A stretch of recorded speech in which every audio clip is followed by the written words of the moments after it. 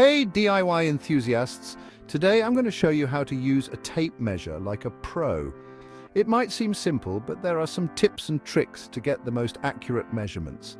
First, let's talk about the parts of a tape measure. You've got the hook, the blade, the lock, and the housing. The hook is that little metal piece at the end. It's designed to move slightly to account for the thickness of the hook itself. This ensures you get accurate measurements both when you're pushing against something and when you're pulling. Now, when you're measuring, always make sure the tape is straight and tight. Any sag or slack can throw off your measurement. For longer distances, it's helpful to have someone hold the other end, or you can use a clamp. Also, make sure to lock the measure in place with the lock button once you've got your measurement. Here's a pro tip: measure twice, cut once. This old saying is gold.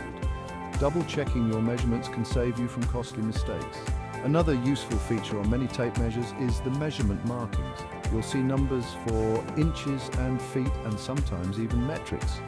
The smaller lines in between represent fractions of an inch. Knowing how to read these accurately can make a big difference in your project. Let's say you're installing shelves. Measure the width of the wall space, mark it with a pencil, and use your tape measure to ensure your marks are level and even.